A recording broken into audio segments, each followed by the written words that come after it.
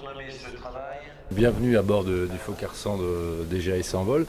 Donc cet avion a été surnommé l'avion bande essai nouvelle génération. Pour tout simplement nouvelle génération. Pourquoi? Parce qu'en fait on est parti d'un nouveau concept pour pouvoir réduire les coûts au niveau des essais en vol et afin d'optimiser notre flotte actuelle qui est composée essentiellement de Misterman. Donc cet avion bande essai a été complètement transformé à partir d'un Fokker 100 d'occasion. Et cet avion, de par ses transformations, vous allez le constater, va pouvoir nous permettre de tester, de qualifier et de certifier tous les équipements, la plupart des équipements aéronautiques qui sont produits essentiellement par les industriels aéronautiques tels que Thales, MBDA, Dassault, etc.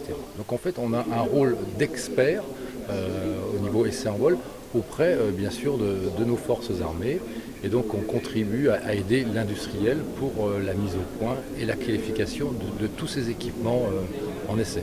Par exemple un radar d'avion d'armes, tels que par exemple des autodirecteurs de missiles pour les forces, ou d'autres pods de reconnaissance optronique, des capteurs optroniques ou autres pods ou autres équipements.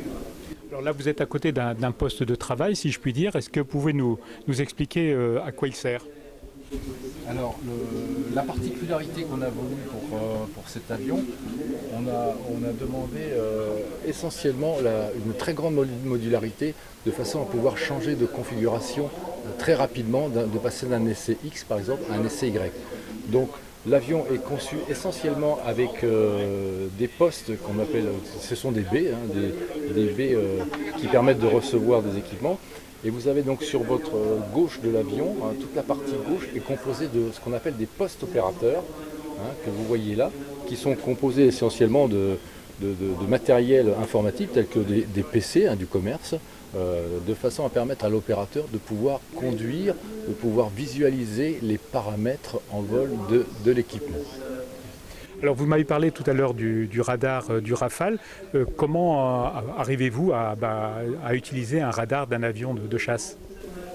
Alors quand par exemple l'équipementier, par exemple la société Thales qui vient avec son radar pour la mise au point, donc nous notre rôle c'est de voir avec lui si ça répond à toutes les spécifications attendues, voir par exemple si on arrive à détecter un avion ennemi à telle distance. Donc tout ça c'est notre rôle est d'abord de faire une intégration de cet équipement à bord, donc la capacité de l'avion le permet, puisqu'on peut emporter des radars jusqu'à 500 kg, donc c'est quand même impressionnant, et donc le Fokker 100 le permet. Donc une fois que le radar est intégré, tout le système est aussi intégré au niveau de la cabine, et le système va permettre de commander, commander toute la phase pour la mise au point de ce radar, en compagnie bien entendu, soit de l'industriel, soit des experts au niveau des radars.